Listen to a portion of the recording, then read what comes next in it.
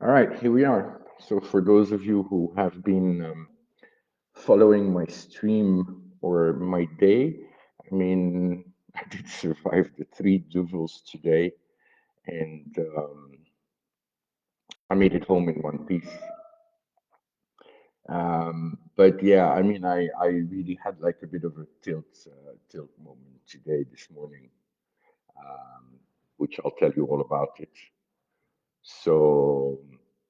Yeah, so let's start with the good news. I mean, the superb news is that, like I told you guys, I had applied for jobs and I'm looking for work. Obviously, from already since 2 weeks, this process has started, and I've also applied for a course. So basically, there's the possibility for me to also do my master's and get this funded. So get the tutoring paid for.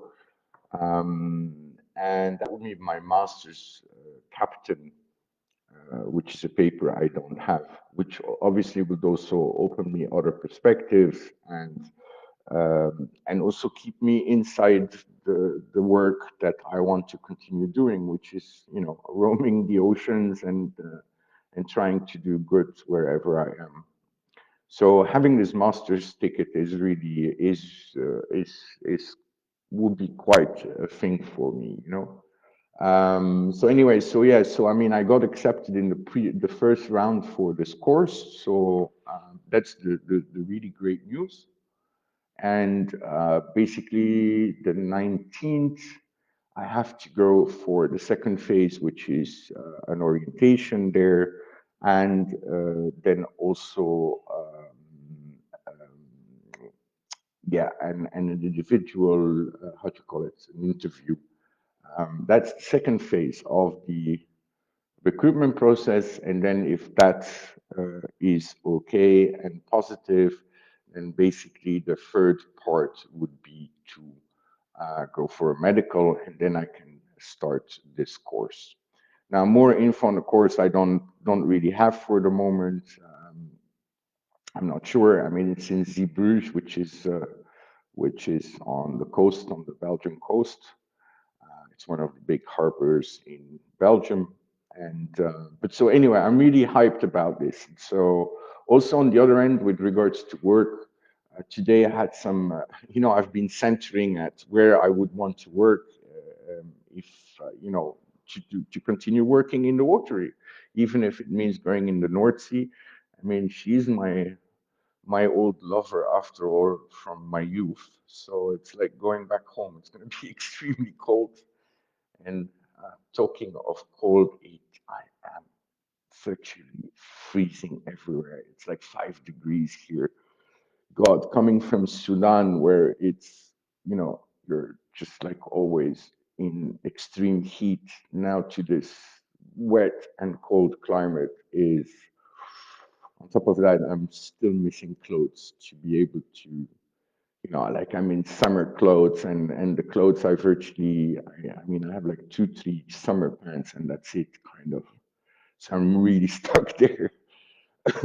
I at least got a jacket through social services, which is already something. But yeah, so the cold. So anyway, so yeah, so work-wise, really a good um, step there. I'm really hyped. I mean, I'm really seeing myself, be able to drive research vessels and stuff like that till 500 tons, and I mean, it, it's really cool to be able to do my masters and being accepted to this first round. So wish me luck on that part. Now, on the other aspect, which really is doing my head in, is obviously this interaction with social services. So, I mean, so the process that I had was I first went when I just arrived to Brussels. I went to the governmental building from the area where I'm staying, which is in Uccle. And so I spoke to someone there, and he had already a bit like warned me that it's going to be tough going at social services. But so anyway, so I went to social services like almost 3 weeks ago and put the request in. Yeah, I think it's 3 weeks ago today. Um, and so three or just almost 3 weeks. So basically, they take a month to investigate. So the process was really like so. I sign up a paper, then I got an interview or a meeting with someone for an intake, and that intake did go quite well. I mean, somebody actually listened and attentively, and so she, I don't know, action needed too low FPS.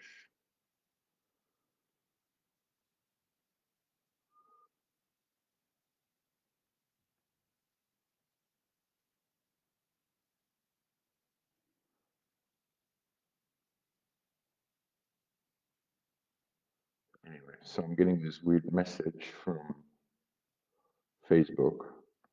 So yeah, so basically, where was I? Um, so yeah, anyway, work is really going well. I'm freezing my butt off, and then now social services really so that first intake meeting was quite okay. So you sign up on your whole life, and you give them access to review everything and access to your bank accounts and na na na na. And then also you make a request. So obviously for me, it's like help with lodging. It's a minimum income or financial help, helping clothing because I mean, I basically don't have winter clothes or anything, and also help with some medical issues, and like also psychology. I just wanted to address this PTSD that I think I have, or some of these effects that I had. I mean, it's getting better, but because I'm blissfully in ignorance here in Europe. Um, so yeah, the intake, you sign all that up, and then basically you get a meeting for your personal consultant. And so um, I finally get this meeting, and this person is so totally uninterested. He told me, like, in the beginning, he's like, okay, do you have this paper? Do you have this paper? He didn't even ask me my story. He didn't even read the papers that I gave to him.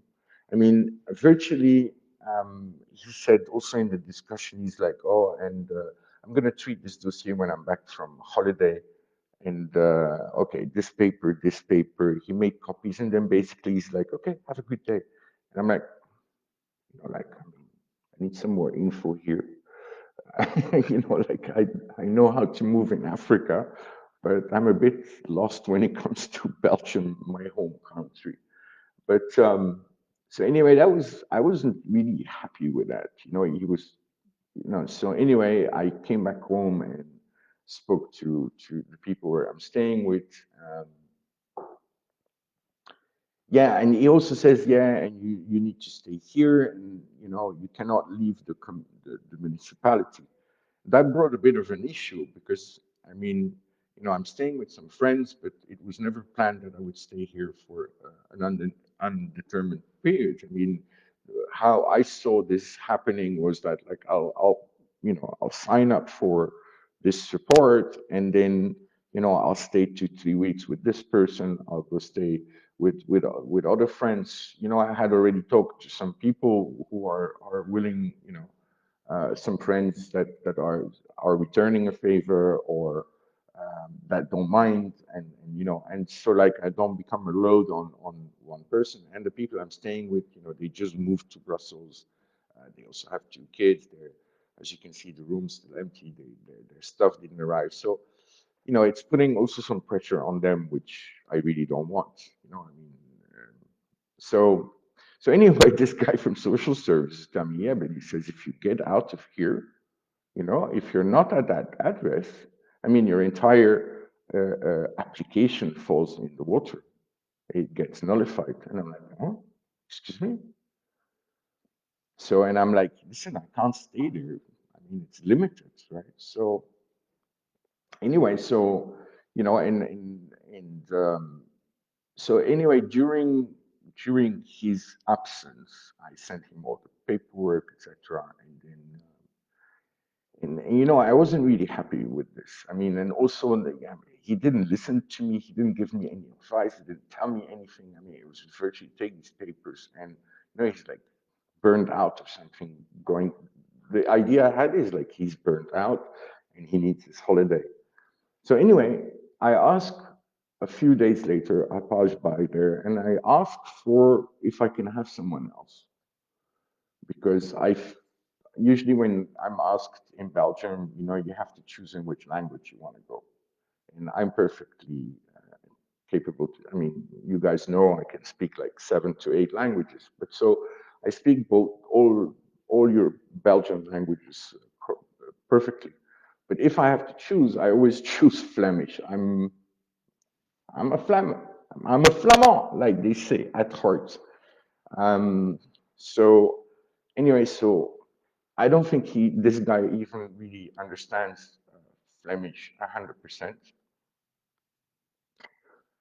So anyway, this morning I have this. So I asked to get another consultant, honestly, and they go like, "Oh no, we can't do that." And I said, "Yeah, but also I'm getting under pressure because I can't stay here at this address where I'm staying now.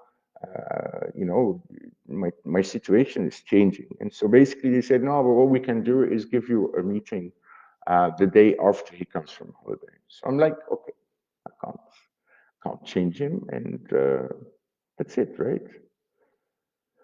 So, so anyway, I have this meeting this morning. I'm on time. He's not, and basically, again, so I sent him various emails with updates in the last 2 weeks, or in the last week when he was on.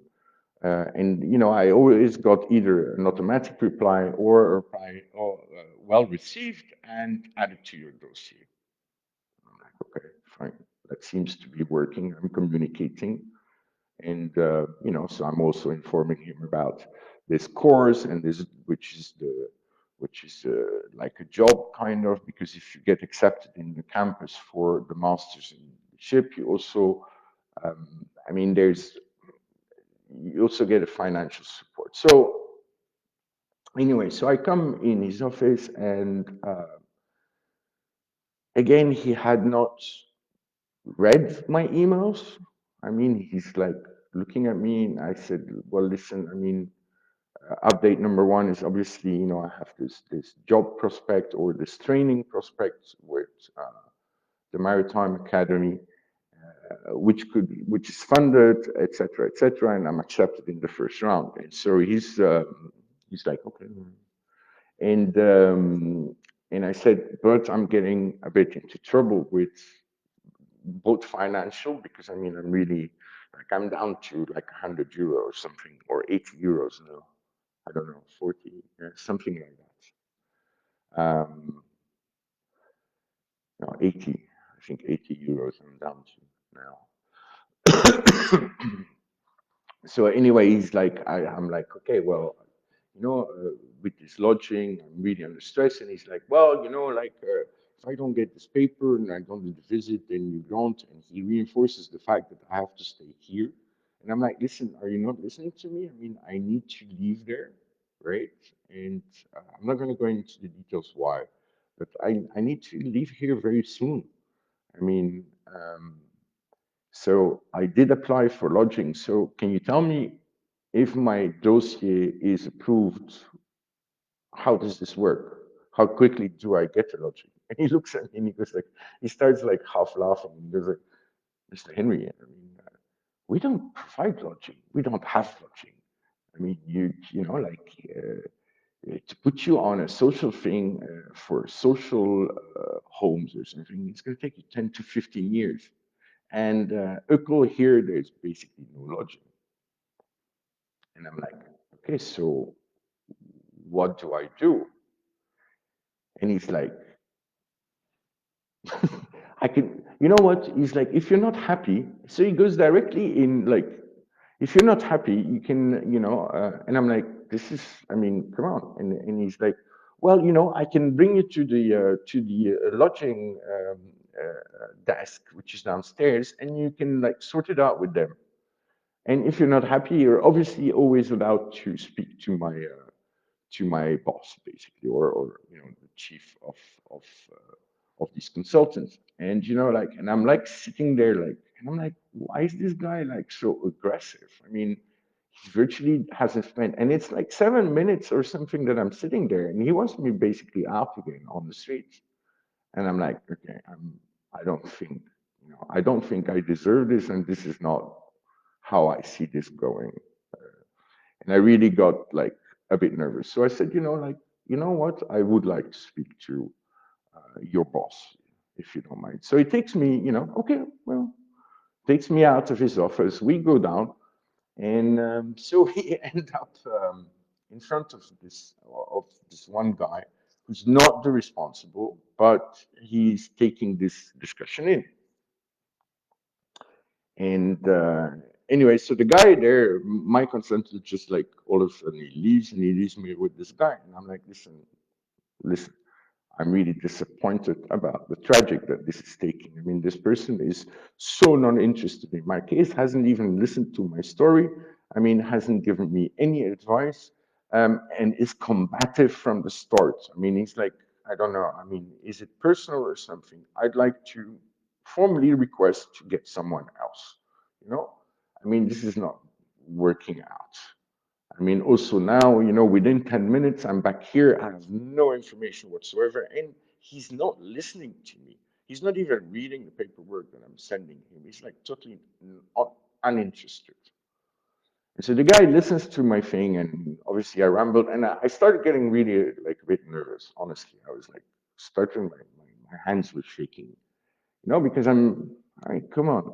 So anyway, the guy talks to me, and he's calling me down, and I apologize, I didn't raise my voice, but I was a bit worked up. And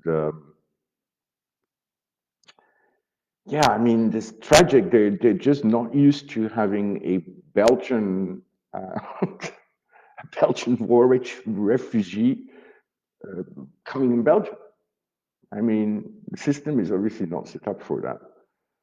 Um, I mean, let alone stand that the people I know in Brussels told me that forget about it, Henry. I mean, some of them were, I wouldn't say with racial slurs, but just said, listen, Henry, you're Belgian. They'll probably won't help you. I mean, they're easier. It's easier if you're a foreign national asking for asylum, even if you're in. They take 6 months, even if from day one they get full support.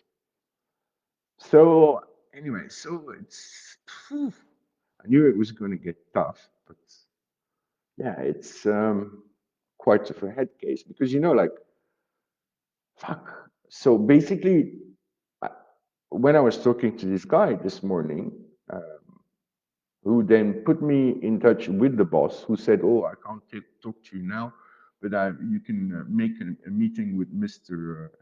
So I have a meeting with him in 13 days. That's actually already after I should get um, the results of my dossier, if I'm approved or not for social support or social services to support me. Obviously, I'm really not happy with this situation. Um, and I mean, so basically, here it is now. Let's say, I mean, now I need to move from this address. I don't have anyone else here in Akko. And if I leave Akko, then this request of mine gets nullified. And wherever I am then, I need to reapply and start the dossier there. So it's, you know, and so I mean, it's almost like like go. So I told the guy, so what? I become homeless in the park, and he looks at me and he goes like, or you lie. I'm like, what? He's like, oh yeah, or you lie with, like, anyway, I'm not going to say who or what said it there, But I mean, which is seemingly what some people do. So yeah, I mean, anyway, so I really had, and then the guy goes like, "Oh, did you get food stamps from your consultant?" And I'm like, "No." I said, "Was I was I entitled to that?" And he's like, "Yeah." And I'm like, "Listen, come on, guys. This guy is really. I mean, that could have spared me 300 euros in the last 4 weeks." Of what I spent on food from my GoFundMe campaign. I mean, come on, you know. So anyway, the guy arranged that today. But yeah, it's wow. It's not easy to get back into this system. Anyway, so yeah, I mean, I don't know where this is going. So um, like I said, I can go and stay with other friends. I mean, but I mean, I'm like in this dilemma now. What do I do, right? Anyway, like I said, focusing on this course keeps me upright. Today I had like a bit of a period, and I'm still a bit in a tilt moment here. Like I don't really know what to do. Um, um, but anyway, like I mean, I really want to do this course and try to find, a way to make this all work. So within 10 days, I should be getting the official results from the social services. Um,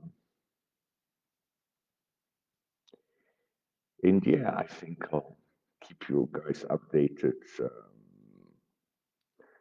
about where this is going, where I'm going to be staying, or whatever. I mean, perhaps I should go fund me for a tent and like one of these whatever. I mean, there's no sun here. That's the problem as well. So a sun heater will not really work. But perhaps I should also make a separate GoFundMe campaign for a tent setup and somehow something that I can go camping somewhere in one of the woods here. But it's so fucking cold. Well, anyway, pushing. We'll see where this comes out. So anyway, I wanted to thank Cho and Carl last week for sending me some funds on my GoFundMe. Whoever is watching this, please do so. Um, I really need them. Yeah, and I'm extremely thankful for those of you who follow. For my Belgian friends or whoever is here in Belgium, please start sharing this video. I think it's an interesting topic for a lot of people to see how this goes when a Belgian war refugee comes back to Belgium with nothing.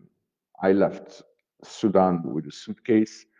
That was, thank God, this laptop and my digital office, which I'm already thankful that I didn't lose that and all my work of the last 30 years. But yeah. So anyway, if you're watching this in Belgium, please share this. I think a lot of people would be interested in this story to see how this goes.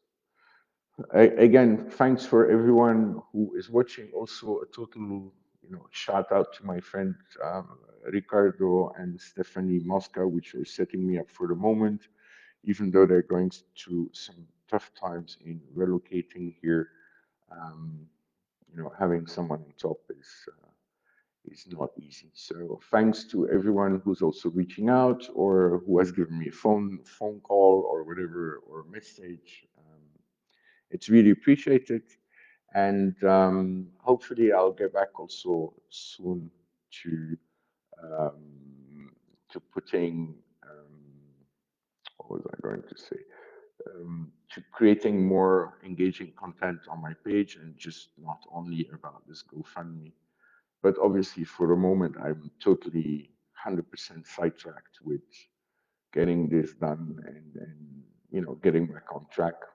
So during the day, I work out of um, it's called the EPN, which is like a cyber cafe without the cafe, and it's like a cyber a library where you can sit down and just work, but you can't talk and you can't take phone calls, but you have internet, you have a desk, it's warm.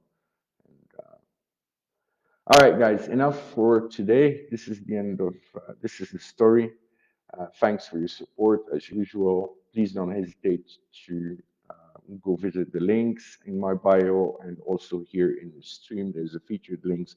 One is to my GoFundMe, one is to the nonprofit I've created called the International Association of Dive Professionals, which I do not want to get too much involved into these affairs. I'd rather use my personal profile for this and not use the IADP network I've set up. And obviously, if you want to know more about me, there's also links in my bio to my website, which is oceanroamers.biz. Thanks all for watching and for your continued support.